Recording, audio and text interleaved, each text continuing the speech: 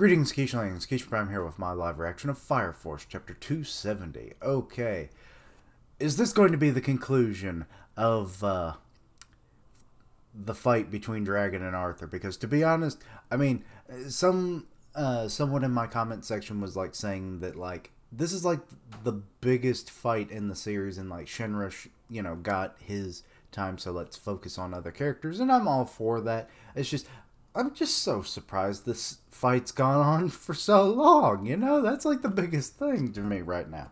Um, really about it, because I mean the action's been good, the development for Arthur has been great.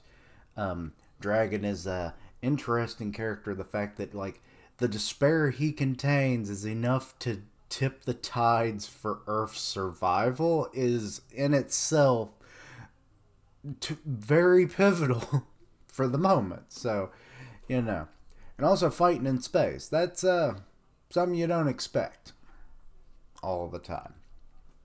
Also, I have a guest host. I'm thinking of calling him Marty McFly. He's a little fly that has been bugging the shit out of me in the last video. Four Nights of the Apocalypse. If that interests you, go check it out. And watching me swat at a fly for 20 minutes. But yeah, so me and Marty, we're going to check out this chapter and let's see where it gets us. Within the vast silvery flow of the Milky Way, a single speck of light, as Dragon and Night King decide the fate of a world. The title is What Dwells in the Sword? I would assume fire. Oh. Desperate, deadly attacks intersect. Who will win? Yeah, they both stabbed each other last chapter. I forgot about that. Okay, they kicked off from each other, it looks like. Dragon is kind of transforming back a little bit. And Arthur looks like he's kind of... Marty, get the hell out of my face. Yeah, my nose is starting to run. No, Marty, go away.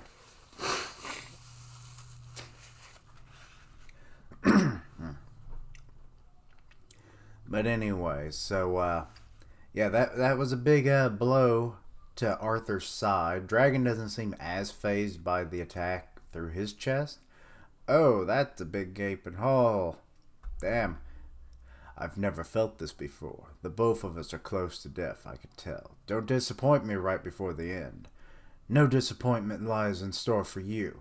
Fear not, I will defeat you. Okay, so he's coming in with a big old slash, and I think they both slashed and hit each other right there in the chest.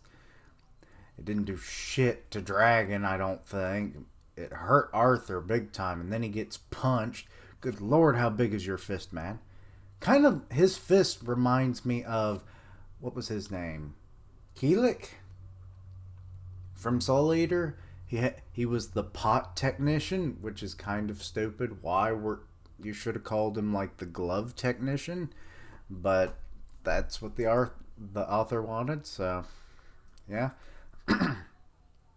Uh-oh, Dragon's about to fire his laser, and he did, point blank basically, and it's like, good lord.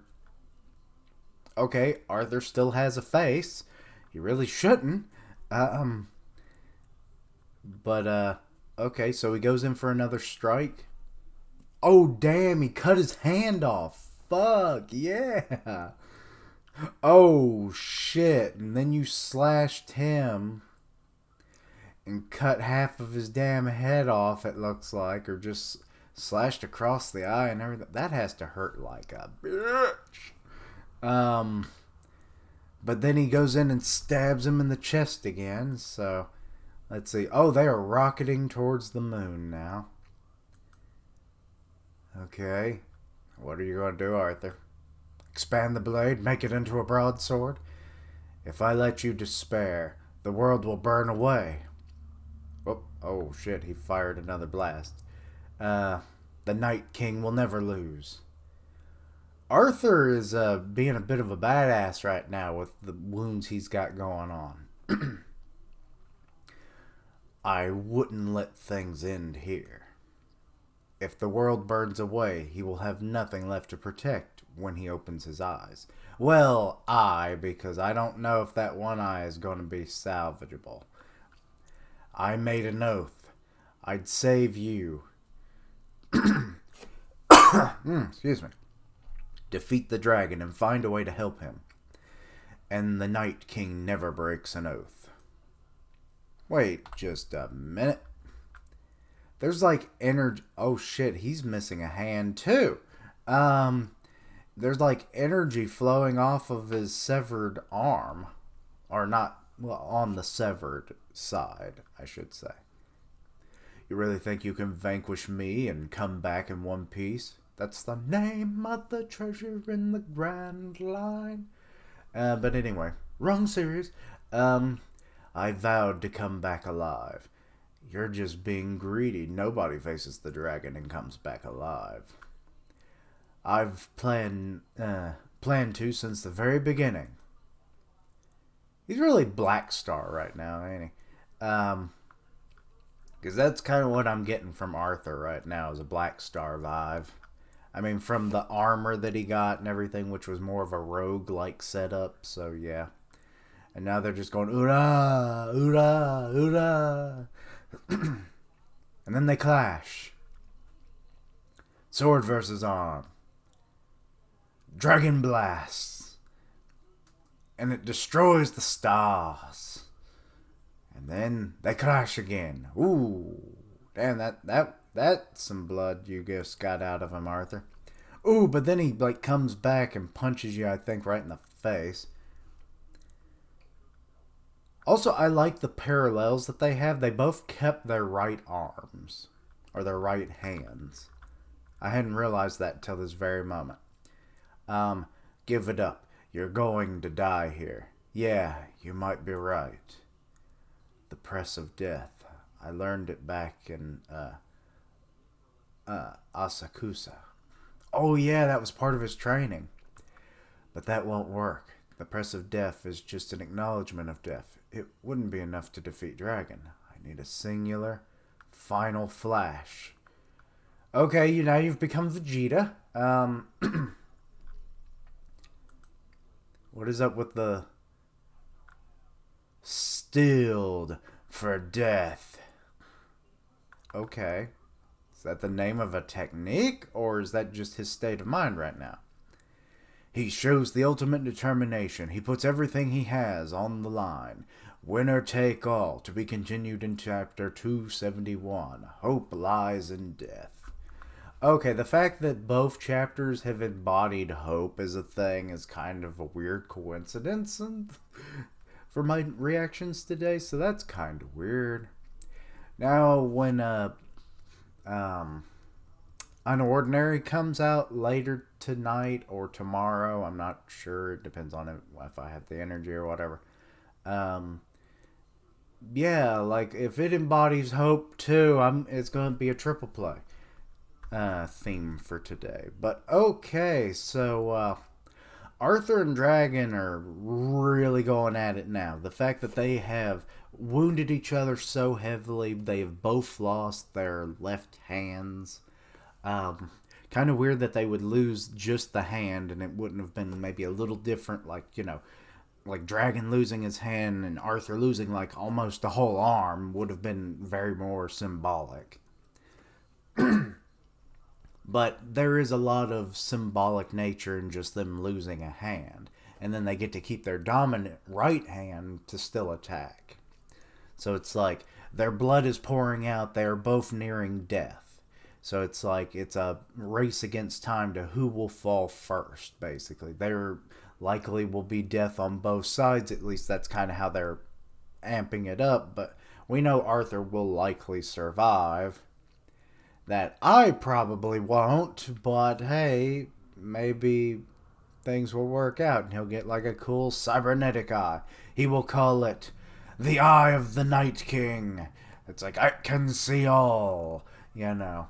He'll be like Lion-O. It's like, Sword of Omens, give me sight beyond sight. And like he can like infrared and everything. It'd be kind of cool. But get a cool cybernetic hand. He becomes like Luke Skywalker, you know. It's like, It's like, yes. I could. It's like he's like dominantly right-handed, I think, with his attacks. But like when he really needs like a strong grip on his sword, he's like, "Now I will show you my true power." And then he just like he throws the sword into his robotic hand, and then he's like, that would actually be kind of cool. But we'll see. I doubt it. But yeah, nose, quit being stuffed up. But anyway, I can barely breathe now. No. But anyway, so yeah, this fight amped up quite a bit. Like the destroying of stars, them crashing on the moon, the injuries that they've sustained, the kind of badass speeches that they both have been kind of throwing out throughout this fight. This fight is really good, I have to say. Like at times it seems like it's a bit of a stalemate with only minor damage, but this chapter really amped that up, and I have to appreciate that. So yeah, I'm not even gonna say that like, oh, next chapter gonna be the end of the fight. No, I've given that up now. I'm not even. I imagine not too much longer, but like I said, I shouldn't even try to predict. I think it just makes it go longer. um, but yeah, let me know your own thoughts and opinions on this. Anything I misunderstood, please let me know down below.